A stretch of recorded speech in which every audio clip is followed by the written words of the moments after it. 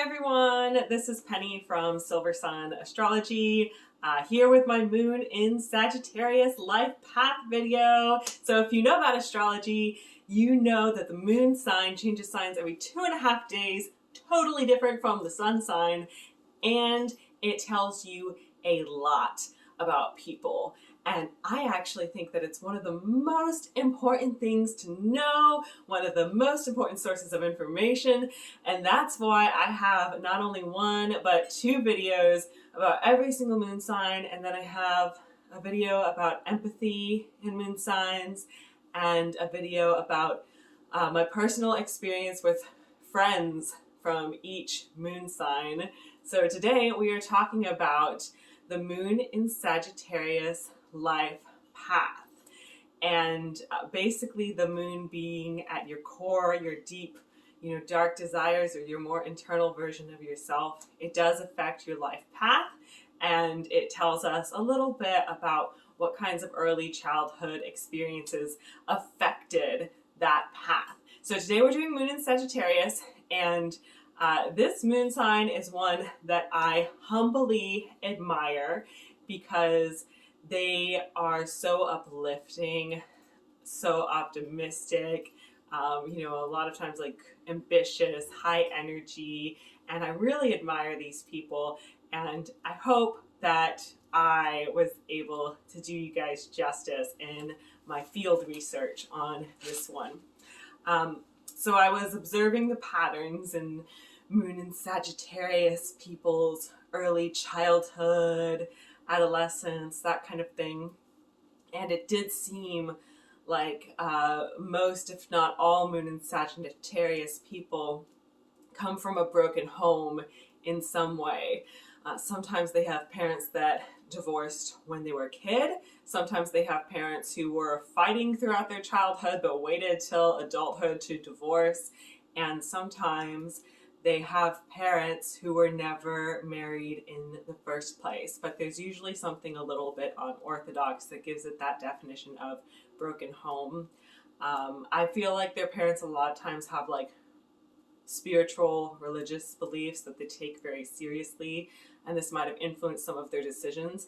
And usually you guys have at least one parent who is very high anxiety and who worries a lot and who has a lot of fears and a lot of things that they were just afraid of happening.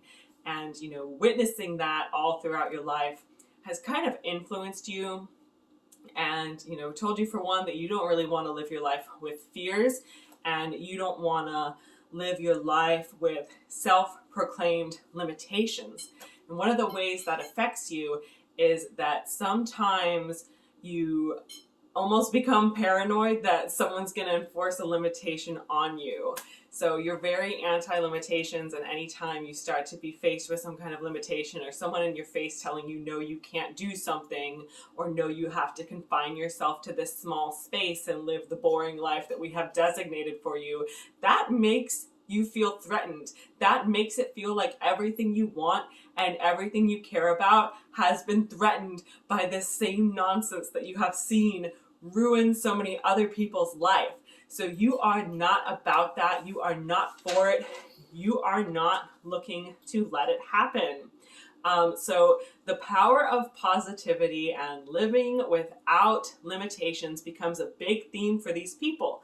And that is not to say that they are happy all the time. That does not mean that they never have their moments of sadness.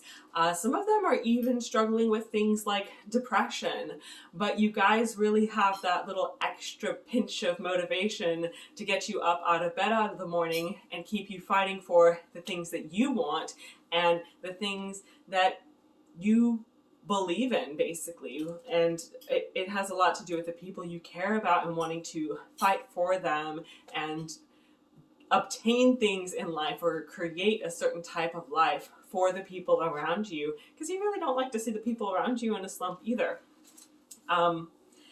So another thing you might have noticed about your parents is they seemed like they were always praying in one respect or another. Some people literally put their hands together and pray. They pray to different people, or some of them just like really hope for something different. You see them constantly like praying for something they want to like get a certain outcome or some kind of goal they're chasing, some kind of specific outcome they're chasing, you know, kind of wishing they had more control over their life and wishing they could finally get to that thing that they actually want. And like you do, like everyone I know at least, you care about your parent, and it was kind of painful watching them constantly long for this thing, but not being able to get it for some reason. And maybe it was no fault of their own, or maybe they would give up, maybe they were somewhat flaky, or maybe their anxiety would cause them to self-sabotage. But that being something you kind of witnessed in your life, it changed your perspective on things as well. Yeah, so I wrote down here in my little notebook that parents might have had anxiety, they might have had big dreams, they might have had some kind of situation in life where they take one step forward and two steps back with everything that happens. You know, it might have been like they had some kind of big bad demon they were fighting, some kind of big bad obstacle they were trying to overcome. Maybe they weren't even like fully consciously aware of this obstacle that they were facing. So I think conscious awareness becomes something that you guys really tend to care about as well, which is probably part of the reason why I see a lot of Moon and Sagittarius people become interested in spiritual practices like astrology, because they teach us self-awareness and they teach us how to heal ourselves and help ourselves through these ancient arts. But yeah, I wrote down here, actively hate anything that limits them, fear of repeating the same mistakes. So you guys like kind of make a more active effort than most people do to learn from your mistakes, because you don't want to be stuck in the same loop all throughout your life. And you might even be like more of the mindset that if you're going to make a mistake, you'd rather at least make a different mistake next time. So you'll like try to find something to intentionally change. And sometimes it's still a little bit reckless, depending on the headspace you're in when you're making these decisions.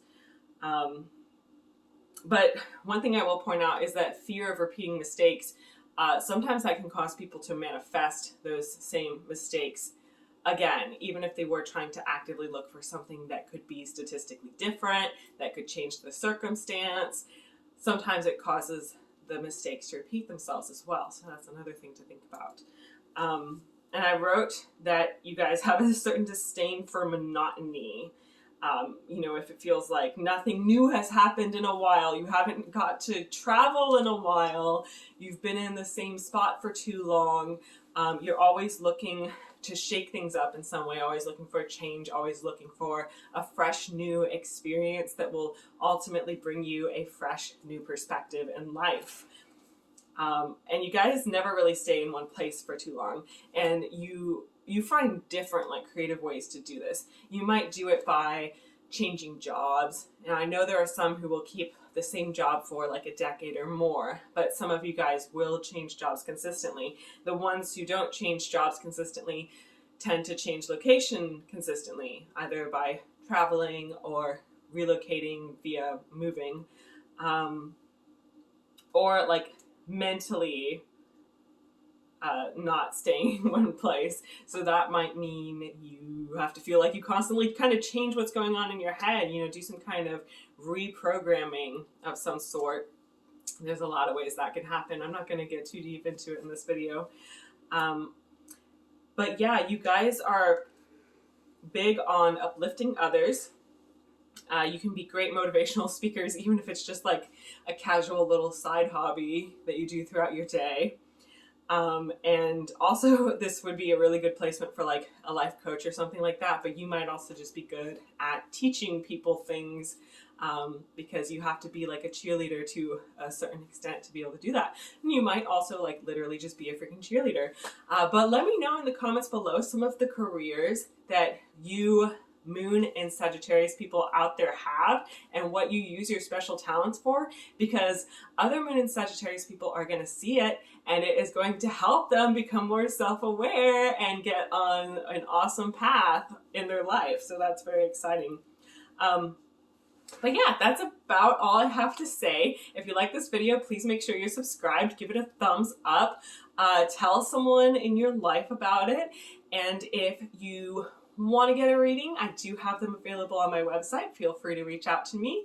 If you want to monetarily support my channel, maybe even if you don't need a reading, then you can check out my Patreon and leave a small monthly donation, and that is always helpful. I really appreciate it. Thank you so much for watching me today, and I hope you have a beautiful rest of your day.